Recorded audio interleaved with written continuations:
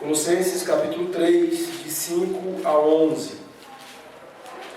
Diz assim a palavra do Senhor: Fazei, pois, morrer a vossa natureza terrena, prostituição, impureza, paixão lasciva, desejo maligno e avareza, que é a idolatria. Por estas coisas é que vem a ira de Deus sobre os filhos da desobediência. Ora, nestas mesmas coisas andastes vós também, noutro tempo, quando vivíeis nelas. Agora, porém, despojai-vos igualmente de tudo isto: ira, indignação, maldade, maledicência, linguagem obscena do vosso falar. Não mintais uns aos outros, uma vez que vos despistes do velho homem com os seus feitos, e vos revestistes do novo homem, que se refaz para o pleno conhecimento, segundo a imagem daquele que o criou, no qual não pode haver grego nem judeu, circuncisão nem incircuncisão, bárbaro, cita, escravo, livre, porém Cristo é tudo em todos. Oremos. Senhor nosso Deus e nosso Pai, Deus bendito, nós nos alegramos na Tua presença, Senhor.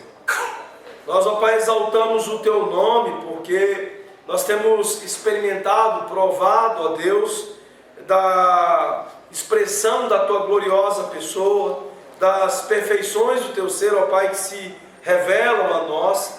Temos provado, ó Deus, dos Teus atos bondosos, da Tua graça, Senhor, que nos assiste, que nos fez, ó Pai, sermos contados como parte do Teu povo em um grande privilégio, em uma grande alegria para as nossas vidas. E, ó Deus, neste momento, como o Teu povo ajuntado aqui, para o Teu louvor, para a Tua adoração, nós estamos diante da Tua palavra que já tendo sido lida, já nos instrui, já fala aos nossos corações. Mas, ó Deus, nós queremos colher mais proveito desta palavra. Nós queremos aplicá-la, nós queremos entendê-la um pouco mais, de maneira, Senhor, que ao sairmos daqui, saiamos não como entramos, mas, ó Deus, mais instruídos, mais confrontados e confortados pela Tua palavra, mais animados a uma vida que de fato glorifique o Teu Filho, que de fato, ó Pai, possa dar testemunho de Cristo ao mundo e àquelas pessoas, ó Pai, que de fato não Te conhecem, ó Deus. Nós queremos, ó Deus, que o Senhor nos instrua quanto ao falar, e que o Senhor, ó Pai, nos supra com a Tua graça, de modo que cada ouvinte tenha corações sinceros, corações prontos para Te ouvir. É o que nós Te pedimos no nome do Senhor Jesus. Amém. Amém. Amados, nós chegamos então aos versos onde o apóstolo Paulo, aqui em Colossenses, irá trabalhar de maneira mais prática, de maneira como ele sempre faz em outras cartas, estabelecendo doutrina, aspectos mais indicativos, mais definidores de quem nós somos, de quem Deus é e da nossa relação com Deus. Agora ele passa a fazer de maneira mais imperativa, de maneira que ele estabelece mais comandos, mais regulações para a nossa vida prática. O Senhor aqui, através do apóstolo Paulo, vai a partir desses versículos nos falar sobre algumas condutas importantes que revelam uma vida onde Cristo de fato é centrado. Lembram que na nossa última exposição, nos versos 3, de 1 a 4, nós falamos sobre o fato de que Cristo é o núcleo, o centro da vida daquele que quer viver piedosamente. As nossas vidas em justiça, em santidade, em verdadeira demonstração de uma vida cristo-referente, ela será uma vida que orbita em torno do Senhor Jesus Cristo, que tem em Cristo o seu núcleo, o seu centro. E então Paulo vai trabalhar imperativos práticos, conselhos, orientações que apontam para a vida piedosa, para a prática da santidade e que são de fato adequadas a esta vida cristocentrada, esta vida de fato que tem o Senhor Jesus Cristo como o centro dela. Há algumas coisas com relação à prática que certamente elas povoam a mente de todos vocês. Por exemplo, você já deve ter feito alguma coisa e pensado: por que eu faço isso? Por que que, por mais que eu lute, por mais que eu não concorde, por mais que eu entenda que seja um pecado, por que que eu continuo fazendo isso? Você também já deve ter sentido, decepcionado e pensado que, poxa, eu não quero repetir isso. Se eu pudesse, eu jamais faria isso novamente. Nós fazemos e pensamos assim, com muitos pecados que praticamos em nossas vidas. Você certamente, entendendo isso, deve já ter pensado, poxa, eu realmente desejo ser livre disso. Como é que eu vou conseguir me tornar livre disso? Meus irmãos, aqui Paulo começa a falar justamente sobre as respostas para perguntas como essas. Para perguntas que muitas vezes nós fazemos, da dificuldade que temos em lidar com os chamados pecados respeitáveis, ou pecados intocáveis. Aqueles pecados que você está consciente que são pecados, que você em alguma medida sofre e até mesmo flerta com o arrependimento a respeito deles, mas com os quais você tem enorme dificuldade, de fato, de se livrar deles, de deixá-los na prática da sua vida. Paulo, então, ele vai estabelecer aqui conselhos e imperativos muito práticos de como, de fato, nós podemos nos livrar destes pecados respeitáveis, como, de fato, nós podemos ter um desejo mais preenchido por frutos e menos dominados pelos pecados, pela carne. Ele vai descrever aquilo que de fato define um verdadeiro seguidor de Jesus, um verdadeiro discípulo de Jesus, que é aquele que deseja mais os frutos do que os desejos da carne, os desejos pecaminosos. Paulo, ele vai estabelecer a sequência natural da ordem graciosa daquilo que Deus faz nas nossas vidas. A partir do momento que nós de fato experimentamos a fé, e a fé como uma confiança na justiça de Cristo, e somos por isso justificados, Paulo, já lá quando ele orienta os irmãos de Roma, escrevendo aos Romanos, no capítulo 7 e 8, ele vai deixar muito claro de que a própria santificação também é uma graça, mas não é uma simples graça ocasional, ou uma graça que talvez não aconteça de uma maneira contundente, muito evidente. Paulo, ele vai deixar claro de que por mais que a santificação seja progressiva, seja um processo, e muitas vezes diferentes em níveis e intensidade de irmão para com irmão, mas o fato é de que a santificação é algo fundamental para evidenciar o fato de que somos de fato discípulos de Jesus. Tanto é que quando Paulo faz o contraste no capítulo 8 de Romanos, entre aqueles que vivem segundo o Espírito e aqueles que vivem segundo a carne, ele não está distinguindo crente fraco de crente forte. Antes ali ele está produzindo, estabelecendo uma distinção entre crente e não crente. Quanto ao fato de que a graça da santificação, ela não é algo que poderá acontecer ou não. Ela de fato irá caracterizar a vida do crente. O crente, o discípulo do Senhor Jesus, assim como de ser justificado, há de ser santificado por Deus, há de deixar as coisas da carne e passar a viver as coisas do Espírito, há de viver a vida segundo o Espírito, dando frutos, frutos que são os próprios frutos da justiça do Senhor Jesus Cristo em nós. E, portanto, meus irmãos, este é um poder do Espírito em nós, uma graça de Deus em nós, que tem dois aspectos muito importantes que Paulo irá trabalhar nestes versículos aqui, através de três imperativos importantes. Paulo, ele vai deixar claro de que a santificação envolve dois atos, um ato em relação aos frutos e um ato em relação ao pecado. Em relação aos frutos, é um ato de vivificação, o desenvolvimento das virtudes de Cristo em nós, enquanto que a mortificação é de fato, literalmente, matar o pecado, é literalmente deixar que o pecado morra com influência dos desejos dos nossos corações.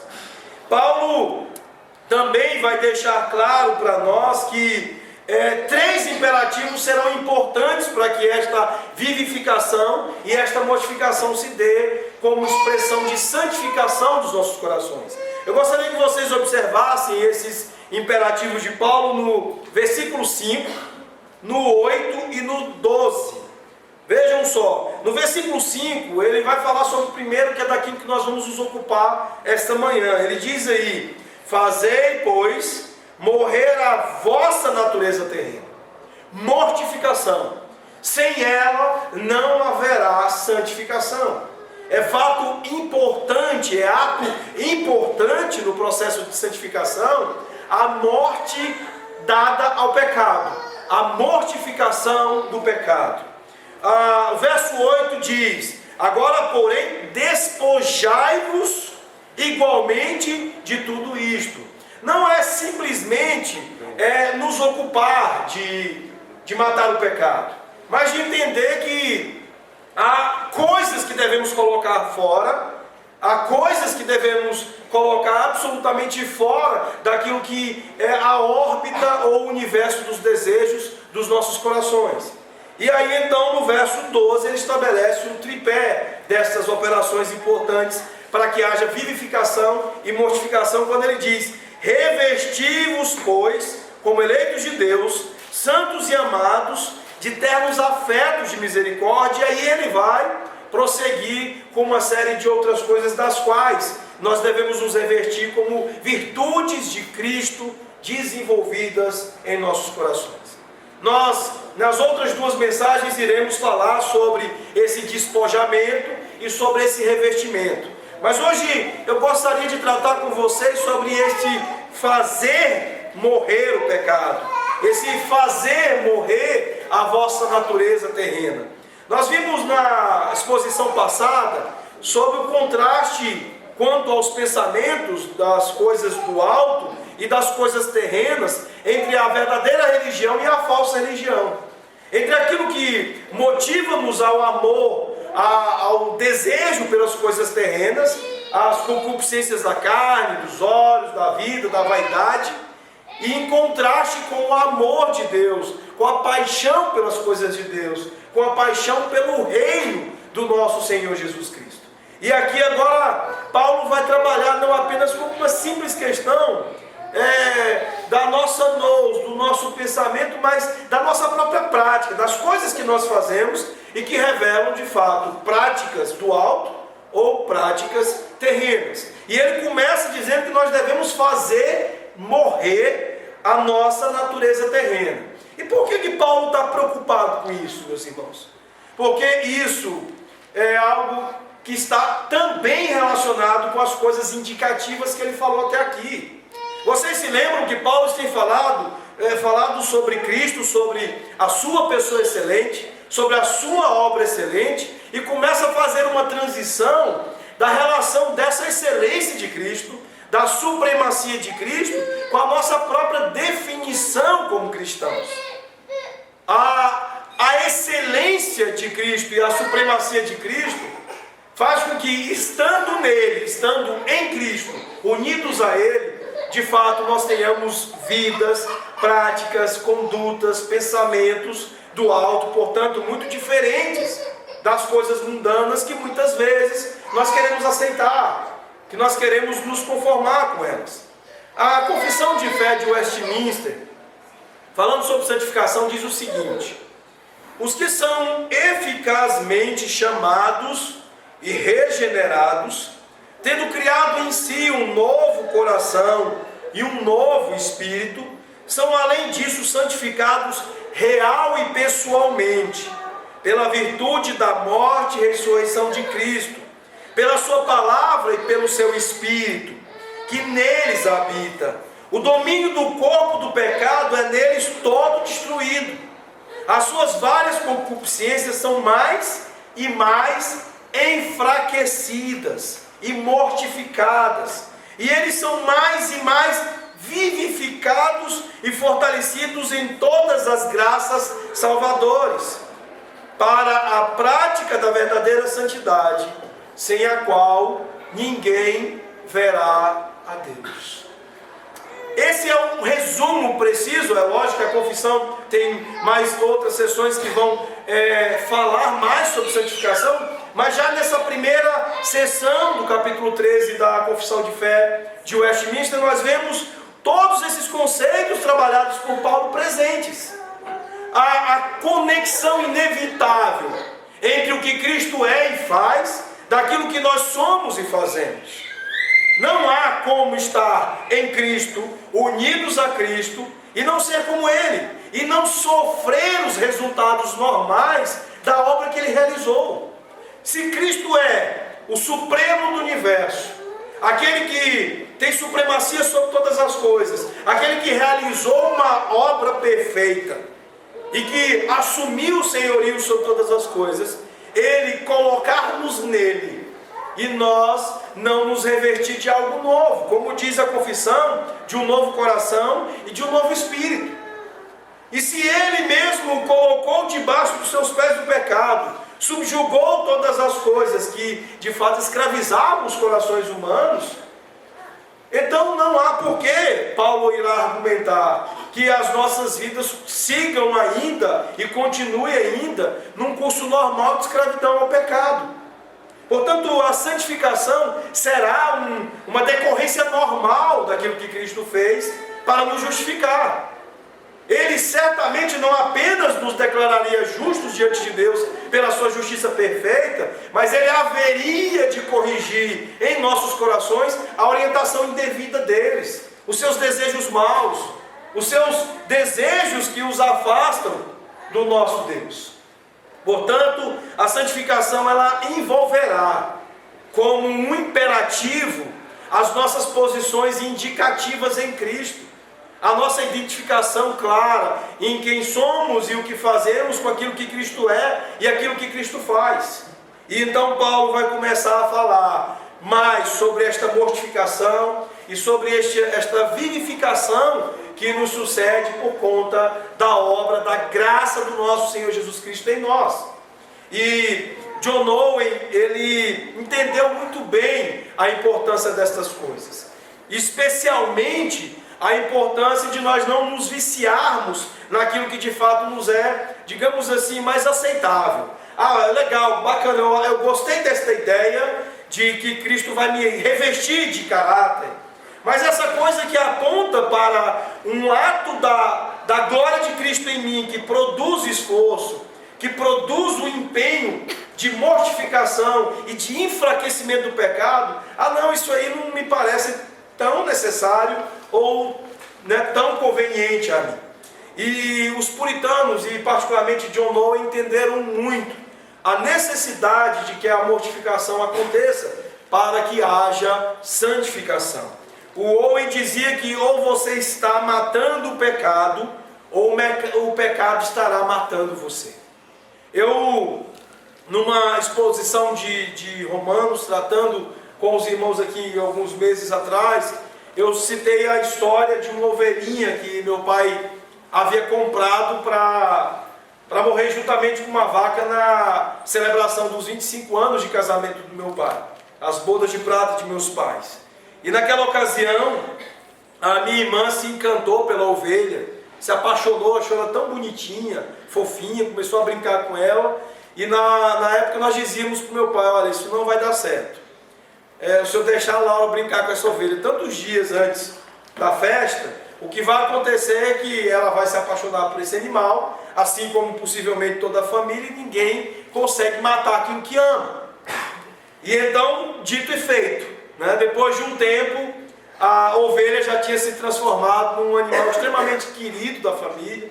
Todo dia todo mundo ia lá brincar com a ovelha, e no final das contas morreu-se a vaca, morreu o porco, mas a ovelha ficou lá, e especialmente depois que se descobriu que ela estava prenha, carregava lá uma ovelhinha dentro dela.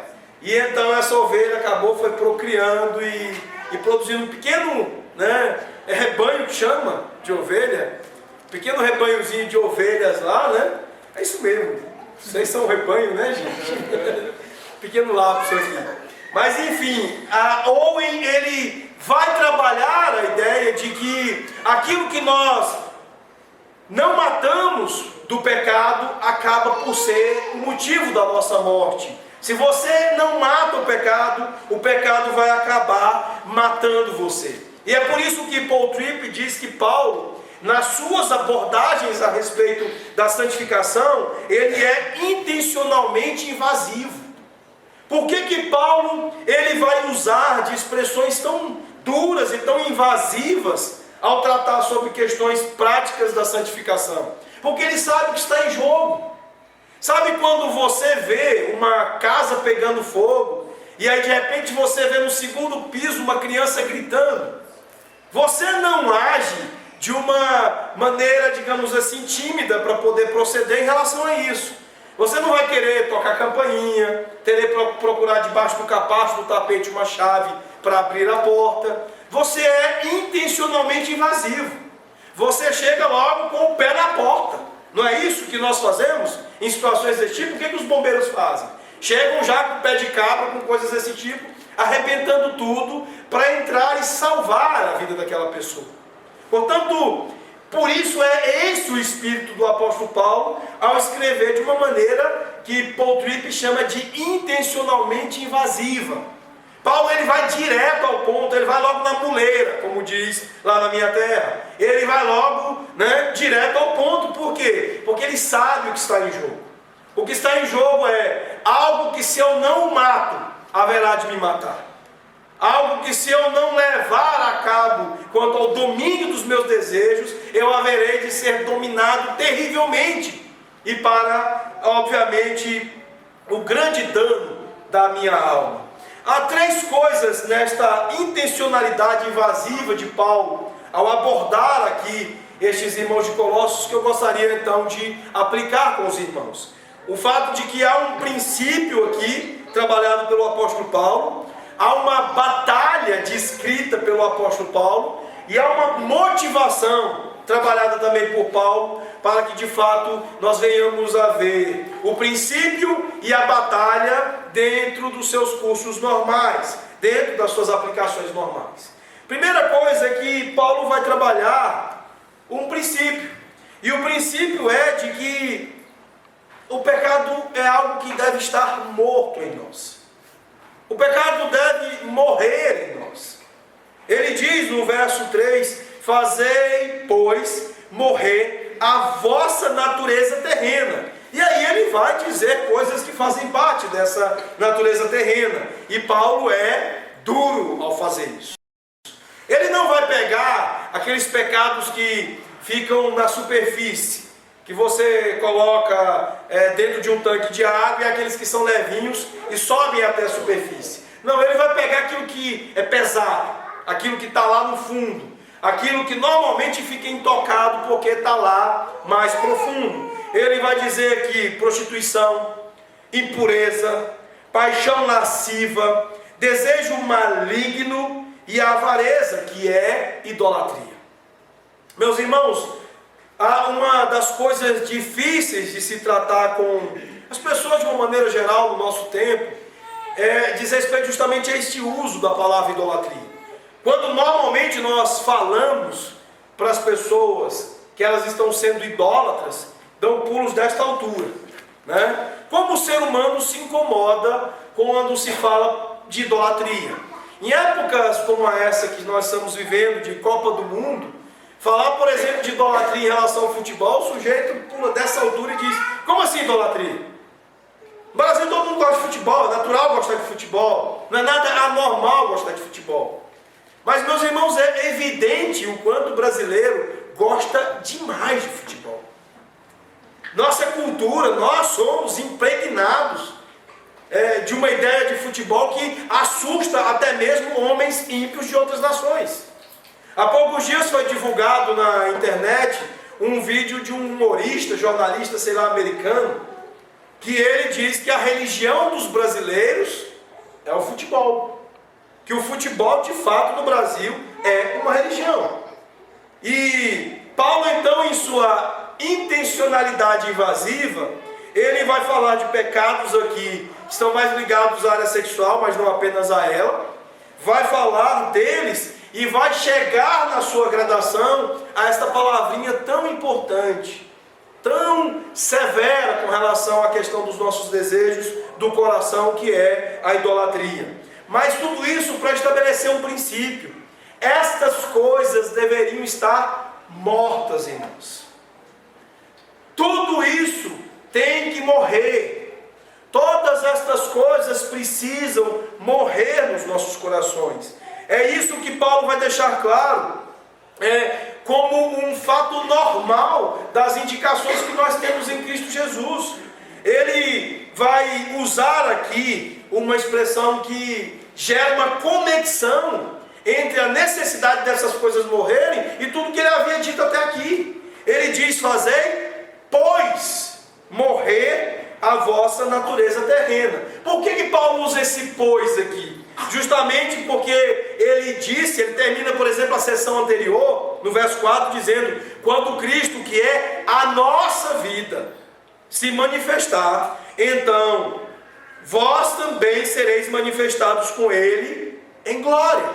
E tudo que Paulo tinha falado até aqui estabelecia aquilo que deveria nos definir, estabelecia aquilo que nos indica quem de fato nós somos e o que devemos fazer. Então, por isso que ele diz: pois, à vista destas coisas, fazei morrer as coisas terrenas. Esse é um princípio inafastável da vida de santidade. Esse é um princípio inafastável da santificação. A mortificação do pecado. O fato de que o pecado está condenado à morte nas nossas vidas. Essa é a situação do pecado. Nós ainda lidamos com ele, ainda lutamos com ele, ainda o enfrentamos. Mas a posição do pecado na vida do crente ele está condenado à morte. O pecado tem dia e hora para morrer na sua vida, meu irmão. É isso que Paulo está estabelecendo aqui. É isso que ele vai conectar também em Romanos 12, verso 1. É isso que ele vai fazer em Gálatas 5:1, em Efésios 4:1 e Filipenses 2:12. Toda vez que Paulo vai fazer a transição da doutrina para a prática nas suas cartas, nos seus exercícios pastorais, é justamente conectando o fato de que o pecado está morto nas nossas vidas com aquilo que Cristo fez, com aquilo que Cristo produziu em nos tornar discípulos dele. O fato de que o pecado está condenado a morrer nas nossas vidas. E há três coisas sobre esse princípio importantes. A primeira é de que ele é um estado de espírito. Aqui o tempo grego aponta para um comando que é uma atitude estabelecida, continuada. Vai continuar acontecendo o tempo todo. O que você estará fazendo é mortificando o pecado. É dando ao pecado aquilo que foi dado a ele. A sua condenação de morrer na sua vida. Então, Paulo está estabelecendo a ideia de que a mentalidade da vida do crente é a de que ele está vivo numa nova vida em Cristo e diariamente dando e entregando morte ao pecado, mortificando os desejos do seu coração. Esse é um estado de vida, é uma mentalidade nova. Este é um novo estado de espírito, esse é um estilo de vida do discípulo de Jesus. É isso que de fato tem que nos caracterizar. Lá em Romanos capítulo 6, verso 11 a 13, Paulo vai deixar isso muito claro. Ele diz no verso 11: assim também vos considerai mortos para o pecado e vivos para Deus em Cristo Jesus. É uma disposição mental. O pecado está ali, ele está lutando por você, ele está te açoitando, ele está te ameaçando. Mas a sua mentalidade, o seu estado de espírito em relação a ele tu vai morrer. Tu vai passar dessa para uma pior pecado. Há uma coisa terrível em relação a esta falta de mentalidade, a esta falta de disposição. É quando nós, de fato, tratamos os chamados pecados respeitáveis como se fossem aqueles Furbies. É isso mesmo? As crianças me ajudem aí. Crianças, o Furby que é um brinquedo que você tem que ficar cuidando dele, não é isso? dá comidinha para ele, você vai tratando ele, e aí ele vai crescendo, não é isso? Ele não cresce não, Beatriz? Não, ele aprende só. Ele só aprende, mas ele se desenvolve. Sim, se desenvolve. Ele se desenvolve. Então, muitas vezes o que nos falta é a mentalidade de que o pecado não é um Furby. O pecado não é algo que tem que crescer e se desenvolver, mas é algo que tem que morrer. Ele está ali para morrer. É isso que precisa e é determinante que esteja nas nossas mentes para que de fato haja santificação. Nós entendemos que o pecado é algo que aparece nas nossas vidas para morrer. Mas há uma segunda coisa, um segundo lugar em relação a esse princípio. O fato de que ele envolve obediência física. Não é uma coisa metafísica, não é uma questão filosófica, mas uma questão prática e física. Aqui nós precisamos colocar uma ação que produz um resultado. Nós precisamos entender que isto resulta de ações específicas, diretamente ligadas ao que fazemos fisicamente e mentalmente. Alguns irmãos do passado cometeram excessos com relação a essa ideia, como por exemplo Martinho Lutero, que se castigava, né? O Clube Santo de John Wesley e seus irmãos e amigos, que também eram dados a castigos físicos na ideia de buscar essa santificação. Não vamos chegar a esses extremos que o próprio Lutero depois entendeu ser assim. Mas o fato é que também não podemos cair no engano, no erro, de achar que é uma coisa filosófica, que é simplesmente uma disposição de metafísica. Não, são ações concretas, são exercícios físicos e mentais que de fato irão empreender ações cujos resultados serão a mortificação do pecado. A palavra de Deus está rica de exemplos desse tipo. Como se tua mão te leva a pecar, roubando, o que é que você faz com a mão? O que é que a palavra de Deus quer nos ensinar com isso? Que as ações, elas envolvem a obediência física. Significa, por exemplo, que se você está absolutamente tentado com coisas nos olhos, na televisão e várias coisas, o que você tem que fazer? Tira o teu olho disso. Sai dessa. E a palavra de Deus, ela está rica de conselhos nesse sentido. A continuidade do texto de Romanos 6, que nós mencionamos aqui o verso 11, no versos 12 e 13 diz: não reine, portanto, o pecado em vosso corpo mortal, de maneira que obedeçais às suas paixões, nem ofereçais cada um os membros do seu corpo ao pecado, como instrumentos de iniquidade, mas oferecei-vos a Deus, como ressurretos dentre os mortos, e os vossos membros a Deus, como instrumentos de justiça. O que é isso, meus irmãos? Obediência física. É você de fato entender que para que as ações que mortificam o pecado sejam de fato, aconteçam de fato na sua vida, é preciso que haja uma disposição física na luta contra o pecado, na luta pela mortificação do pecado. Então quando Paulo diz, fazei morrer a vossa natureza terrena, quando ele fala fazer morrer a prostituição, fazer morrer a impureza, paixão lasciva, todas essas coisas envolverão atitudes que são ações físicas e mentais contundentes, que deverão então funcionar para que de fato haja mortificação do pecado. O cristianismo deve afetar a forma como você vive, e não a forma apenas como você pensa. Há uma coisa terrível com relação a aquilo que se chama de secularização, que ela se apresenta corriqueiramente como expressão de mundanismo. A secularização, por exemplo, ela tem, dentre as muitas causas dela, a chamada dicotomia. A ideia que nós costumamos fazer, a separação que nós fazemos do domingo da semana. Nós vimos a igreja, ouvimos a palavra do Senhor, achamos muito interessante, muito bonito tudo que ouvimos, mas a partir da segunda-feira, a chave vira. E aquilo que nós fazemos na prática, aquilo que são os nossos exercícios físicos e mentais, não correspondem a estas instruções, as coisas que nos são ensinadas no domingo. Resultado disso, igrejas e crentes secularizados. Resultado disso, mundanismo. Resultado disso, crentes que parecem ímpios. E crentes que muitas vezes não são crentes, apenas fingem ser crentes aos domingos, frequentando igreja.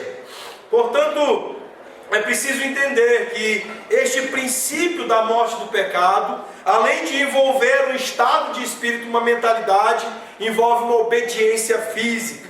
Mas há uma terceira coisa que eu gostaria de chamar a atenção para os irmãos quanto a este princípio. O fato de que ele é uma atrofia intencional da carne. Paulo aqui está falando de fazer morrer a vossa natureza terrena. A confissão de fé de Westminster fala sobre mortificação do pecado, mas ela usa de uma expressão muito interessante.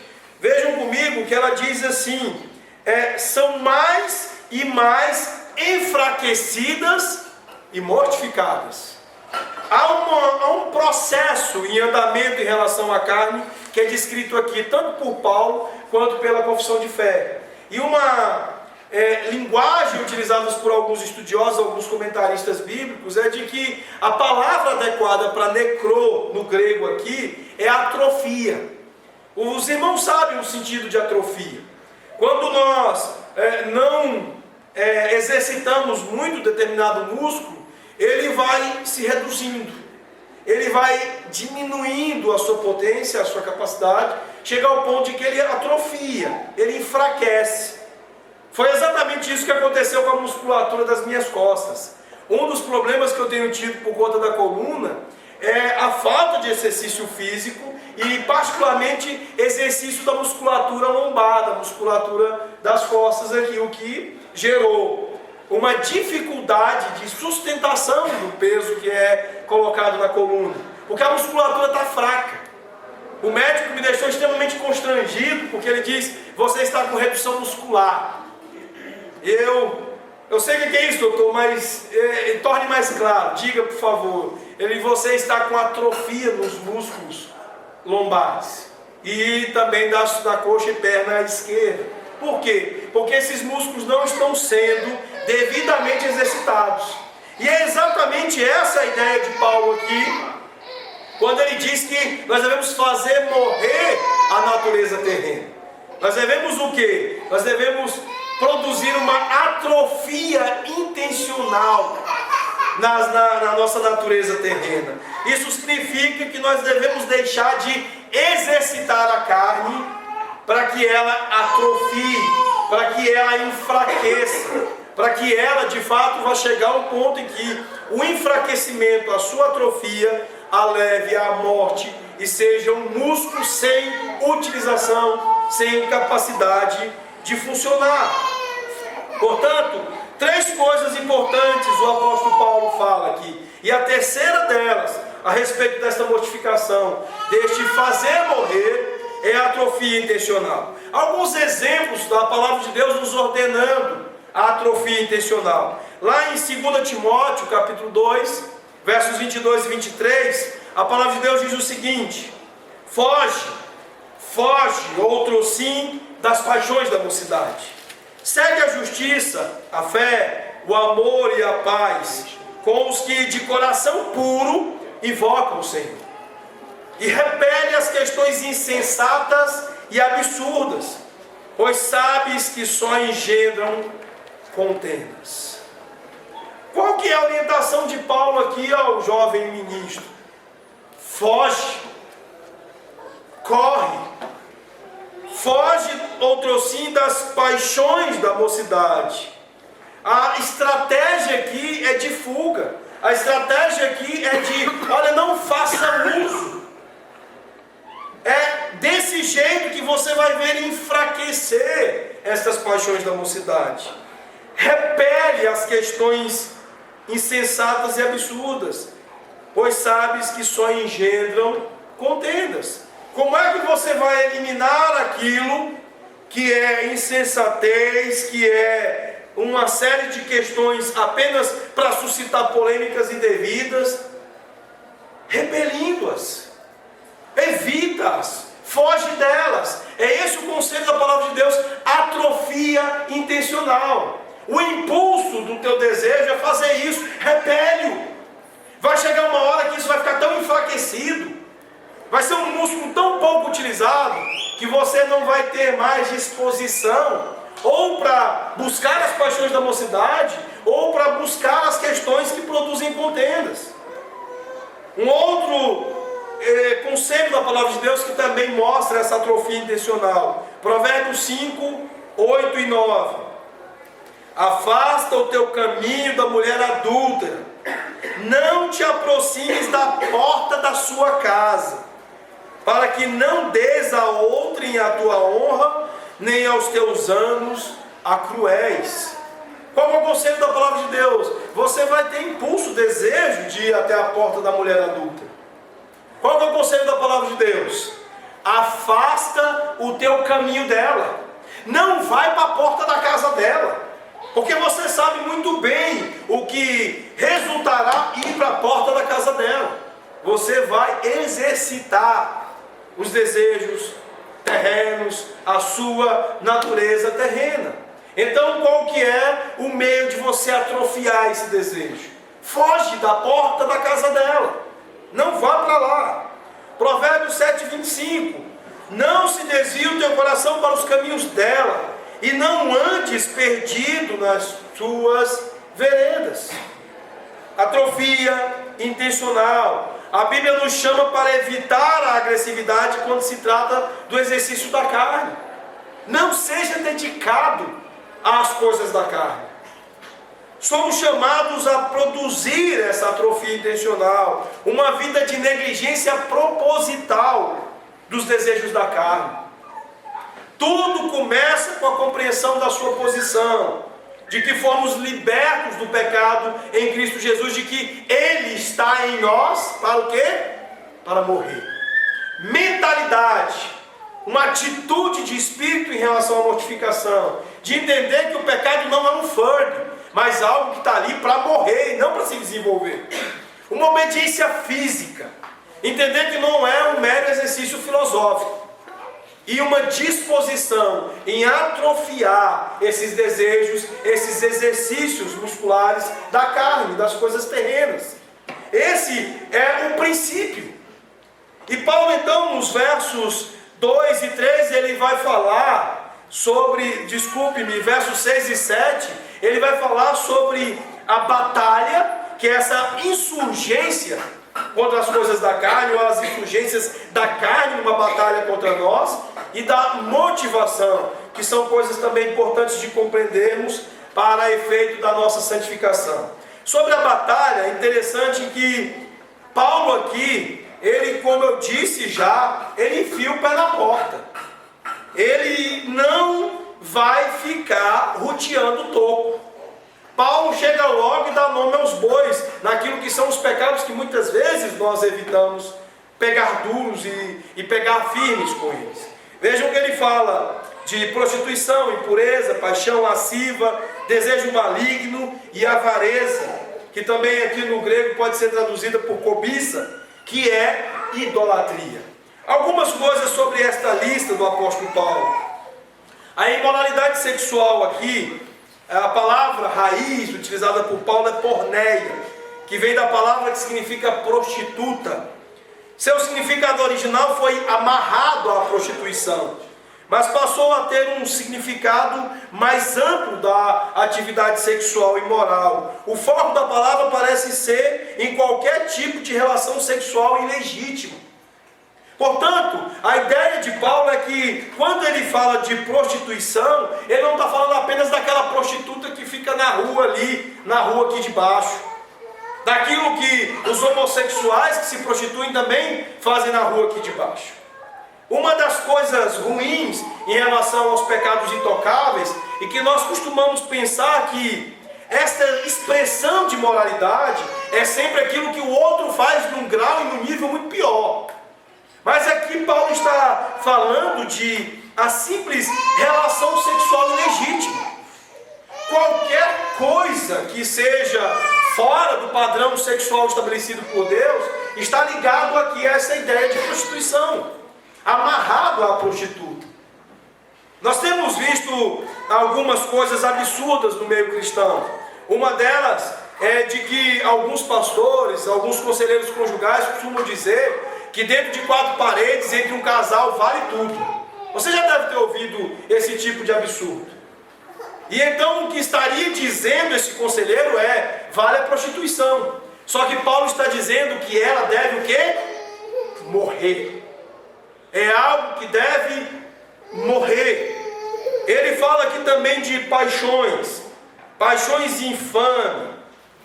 Ele entende esta palavra como a dominação dos desejos do coração, mente e vontade.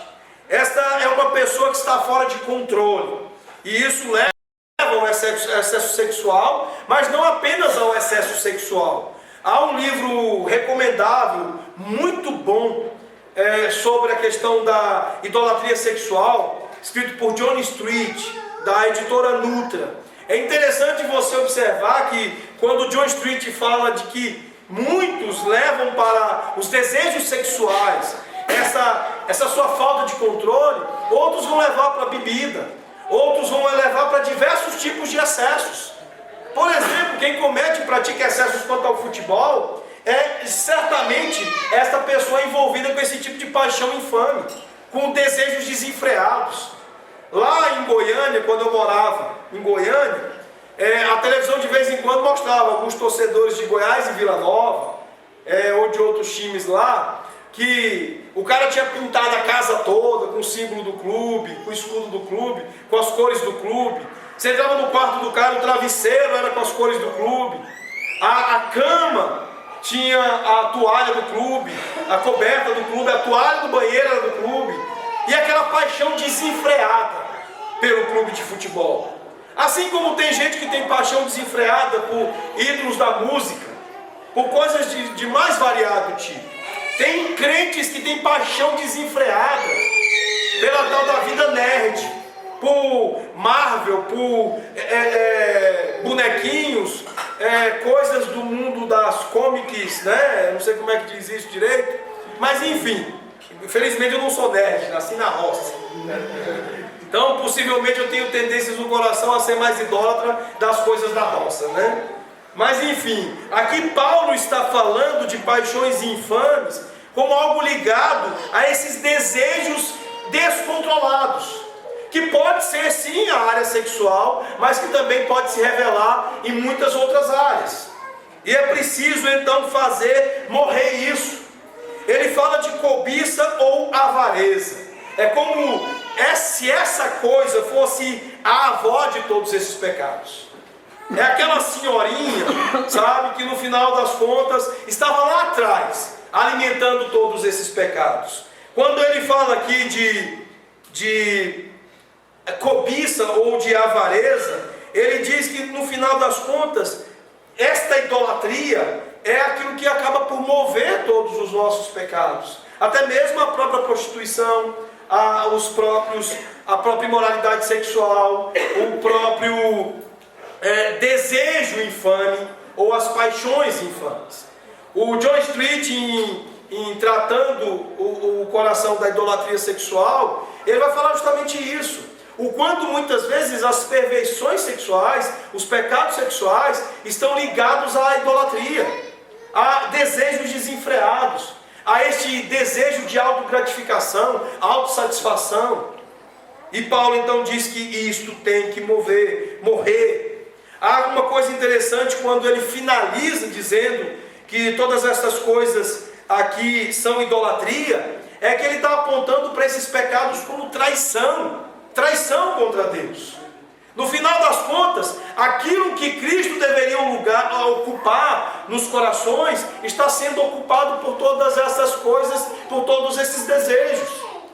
Enquanto Cristo deveria ser a paixão daquele torcedor do Vila Nova, a traição, porque quem está sendo objeto da paixão do desejo da adoração do coração desse sujeito é o Vila Nova e não Cristo. Enquanto a vida toda destas pessoas deveriam girar, orbitar em torno do Senhor Jesus, estão girando e orbitando em torno de paixões mundanas, de idolatrias sexuais, de idolatrias de todo tipo.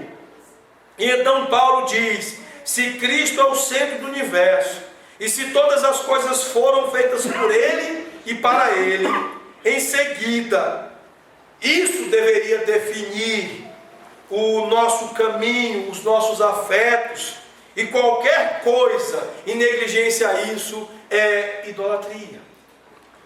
Qualquer coisa em negligência à centralidade de Cristo na sua vida é idolatria e é traição. É aqui o que aprendemos sobre essa batalha. O que está em jogo, meus irmãos, nos nossos corações é: Cristo é o centro ou somos traidores? Cristo é o que orienta as nossas vidas ou somos traidores? Cristo tem orientado os nossos afetos, as nossas paixões, tudo na nossa vida, ou somos traidores? É isso que Paulo está dizendo aqui. E ele conclui nos versos 6 e 7, dizendo: por estas coisas é que vem a ira de Deus sobre os filhos da desobediência. Ora, nestas mesmas coisas andastes vós também noutro tempo, quando viveis nelas. Paulo não está falando a ímpios. Paulo não está dando um comando imperativo a ímpios. Mas ele está falando de crentes que estão tendo a dificuldade de fazer morrer esses pecados intocáveis, esses pecados respeitáveis. Aqui nós precisamos entender que, se por um lado estas coisas podem nos motivar, por outro lado nós vivemos a esperança de que Cristo é tudo em nós. Se por um lado tem sido difícil para você, e você tem dito: poxa, caramba, como é que eu continuo fazendo essas coisas? Por que eu continuo fazendo isso? Por que eu ainda cometo esse pecado? O que deveria motivar você não é culpa, não é o sofrimento, a dor, o peso que estas coisas impõem ao seu coração, mas o que deveria lhe motivar é a esperança. O que deveria lhe motivar é a definição que você encontra em Cristo Jesus. O fato dele dizer: olha, você não é isso. Você não é alguém que tem no pecado um furby, mas você é alguém que tem no pecado algo que está condenado a morrer. É isso que vai acontecer com o pecado na sua vida. E ele dá aqui dois avisos muito importantes para que a gente de fato tenha a nossa motivação no lugar certo. O primeiro aviso é muito simples: você teme a Deus? Você tem medo de Deus? Ou você está brincando com Ele? O versículo 6 diz que por conta destes a ira de Deus está por vir. Este é o material que Deus julgará, e estes foram os crimes derramados sobre Cristo. O que nós precisamos entender é colocar a nossa motivação numa perspectiva correta em relação a esses pecados. O que eles são? Eles são os crimes que recaíram sobre o Senhor Jesus. E nós sim devemos temer a Deus, devemos ter medo do Senhor por nos envolvermos com tais coisas. Eu vou ser sincero com cada um de vocês. Além de você não conseguir matar o pecado, se você vê-lo como um furbyzinho, bonitinho, engraçadinho, mas você também não conseguirá matar o pecado se você não tiver Deus numa perspectiva correta. Se você não temer a Deus pelo que Ele é. Enquanto você achar que Deus é um barbudinho da barba branca igual o Papai Noel, enquanto você achar que Deus é o Deus dos liberais, esse Deus bonzinho que não exerce justiça, você não vai conseguir mortificar o pecado. Enquanto você não se apavorar na presença de Deus, sabendo que Deus é o juiz de toda a terra, está com os olhos em você, vendo a infâmia que você está praticando, o pecado não vai morrer na sua vida. É isso que Paulo está completando aqui, ao falar sobre julgamento, sobre ira. Isso é importante para nós pararmos de pecar. Temer a Deus. saber quem Deus é e saber que os seus olhos estão sobre nós.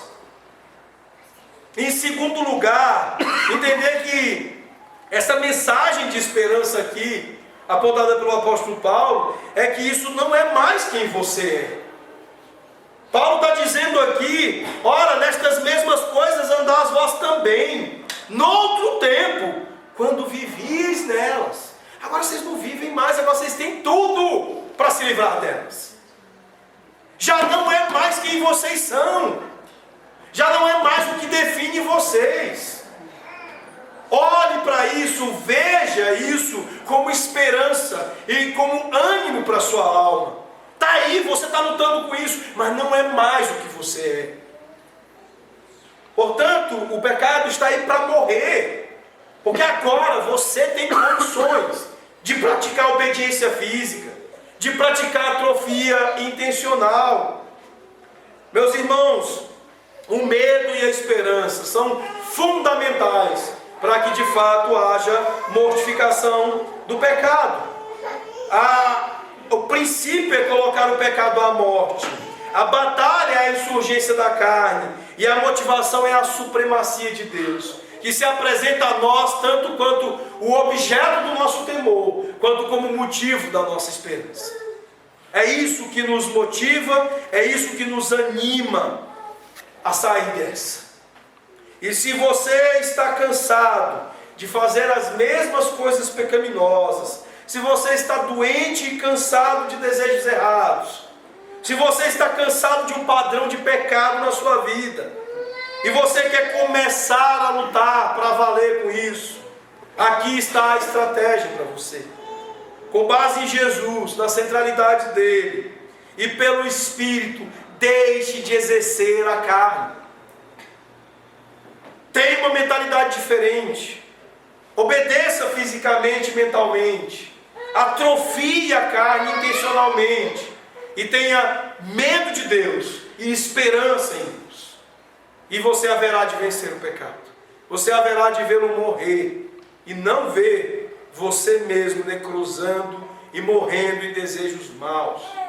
Feche os seus olhos, curve a sua fronte. Vamos orar. Senhor, nosso Deus e nosso Pai, Deus bendito, Senhor nosso. Ó Pai, abençoa-nos, ó Pai, dá-nos forças, dá-nos ânimos, ó Deus. Dá-nos energia para exercitarmos as virtudes do nosso Senhor Jesus Cristo. E, ó Deus, concede-nos negligência quanto aos desejos da carne. Que, ó Pai, cada vez mais sejam enfraquecidas as disposições do nosso coração com relação à nossa natureza terrena. Que cada vez mais nós possamos ver atrofiar intencionalmente em nossos corações os desejos e na nossa vida a prática das coisas pecaminosas. É o que nós te clamamos, ó Deus, na bendita esperança das nossas almas, o Senhor Jesus Cristo. Amém, Deus.